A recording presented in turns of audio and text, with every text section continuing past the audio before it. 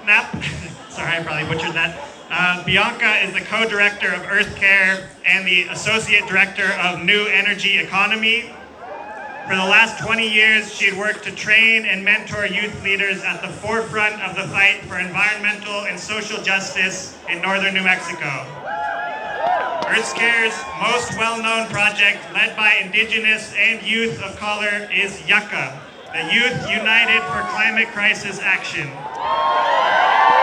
which has transformed the climate justice movement in New Mexico. Earth Care is one of the organizations that has been targeted by the Trump administration, who recently canceled a $500,000 EPA grant to support Earth Care's youth and family-led environmental justice program on the south side of Santa Fe.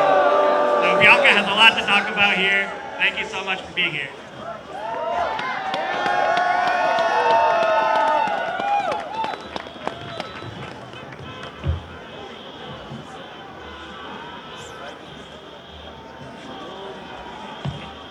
Hey y'all! So nice to see you, and thank you so much for coming out and being in this beautiful snowy winter wonderland together.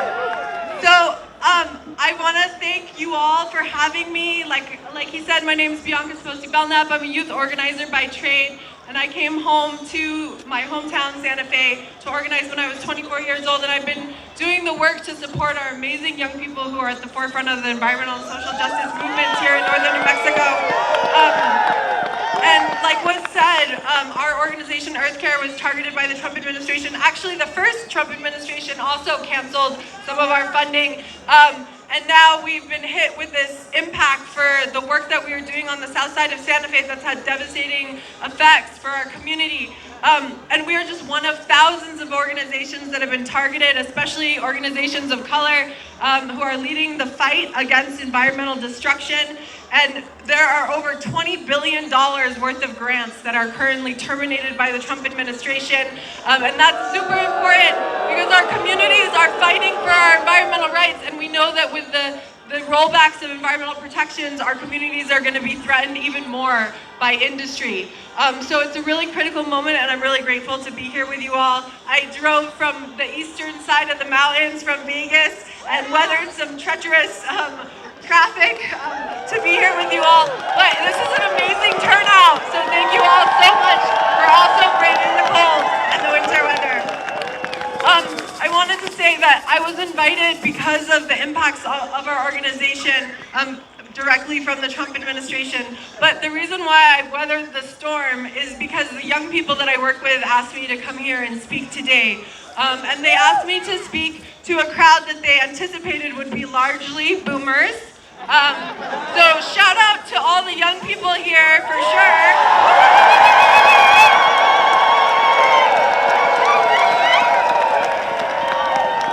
But I'm normally the person who trains and supports our spokes team, so the people who prepare their speeches, and normally I'm not behind the mic, but they asked me to come because they are in need of allies right now. So they asked me to come here and speak to you all about what it means to be an ally and an accomplice in this moment when our frontline communities are under so much duress and threat.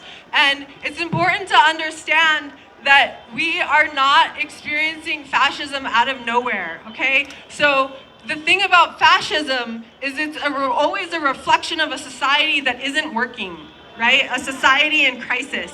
And what happens is that we have fascists that take advantage of people's fear, right? And we don't see, our organization and our movement doesn't see fascism as a seizure of a democracy that is thriving, right? We understand that our democracy was already in crisis and that people took advantage of that crisis to basically take control of our government and directly target our communities. But we need to address those underlying issues because we can't pretend like the system was working. And we know that fascism is actually the apex expression of US imperialism, of US racism and classism, and that people's fear is real, right? So In order to make this movement relevant to everyday working people, we have to address the issues that are causing that fear. Right now, we're looking at a world that has climate disaster after climate disaster, that's riddled with toxins, right? The young people that I work with, they are seriously afraid of what is gonna happen if they are even gonna live to be your age, right? If they'll even have that privilege. Because our healthcare system is a total failure, because our foods are poisoning us, right? Nothing is working right now. So we need to address that. And the hard truth is that we have not built the alternative populist movement that is necessary to meet this moment. But we're starting now, right?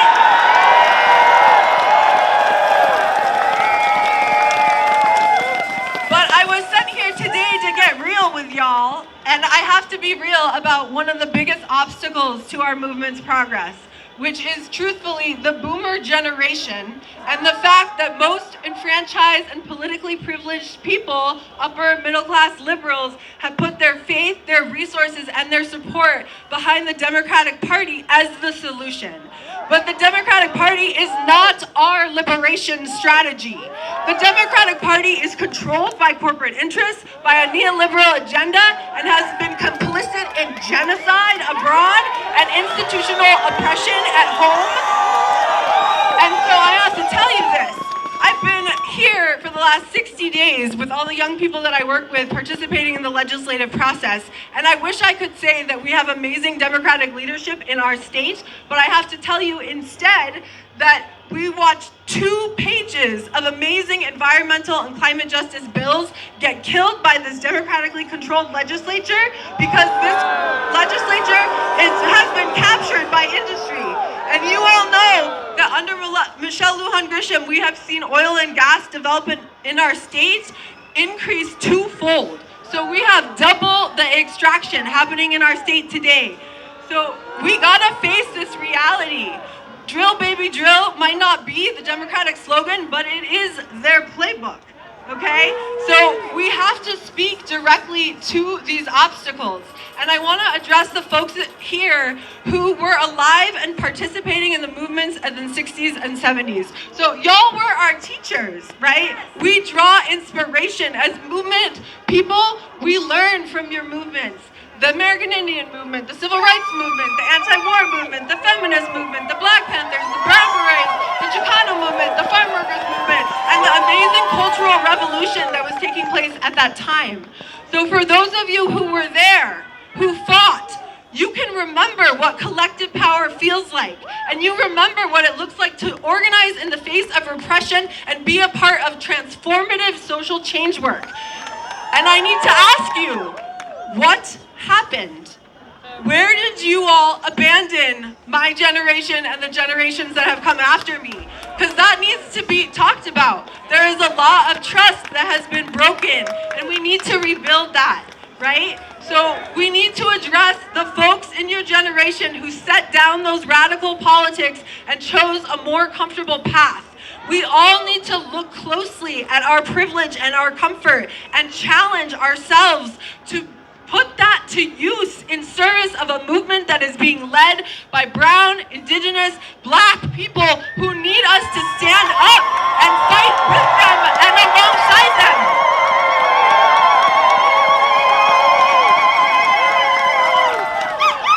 And it can't look like individual acts of charity or isolated action. It's about building collective grassroots power. We have to organize at a level we have never organized before in order to address these systems of oppression head on.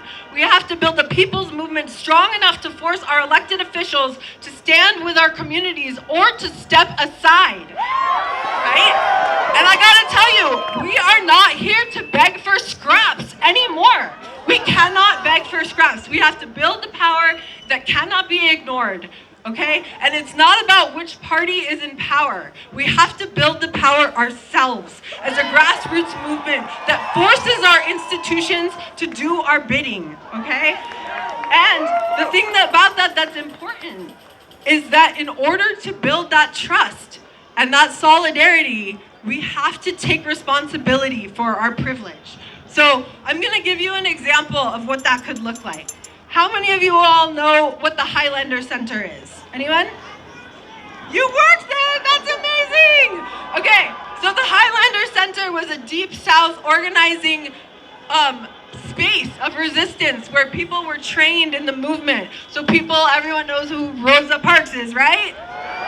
Okay, so folks like that were trained by the movement strategically. We need to get ourselves organized and build a space like that so we can come together, build our skills, share what we know, and organize deeply.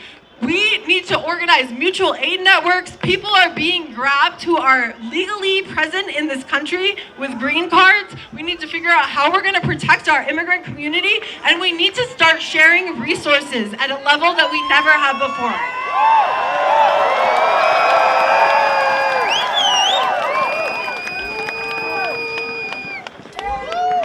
So, right now, we've got like a small community center on the south side of Santa Fe that is host to a lot of grassroots organizations that are doing this work. But we need to have a bigger space, and we need to have every single one of you figure out what resources you have to lend to the movement, who you know that you're going to organize, and how we're going to work together. And we need to figure out how to do that quickly. So if you're interested in that level of organizing, please be in touch. It's going to take all of us. It cannot be left to our individual networks. We have to weave those together, and we have to stand up and build a populist movement. A populist movement is going to look really different than this crowd. Y'all, in 2 months, I want to see a mobilization like this, but with our whole city, right? There's a lot of division in Santa Fe. There's a lot of division and mistrust. And we do need to focus on important elections, our mayoral election, the legislative elections, the midterm election, but electoral politics are only going to be meaningful if we have real leadership and we've got a mass mobilization to force people to do what needs to be done. So,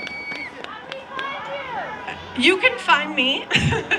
I know, I was supposed to bring business cards, but please just check out EarthCare's website and be in touch. We organized the Santa Fe Mutual Aid Network at the apex of the COVID crisis. So we've got a network already of thousands of people who are already saying, you know what, I've got an extra car, you can use it. I have housing that I can offer to you if you need housing.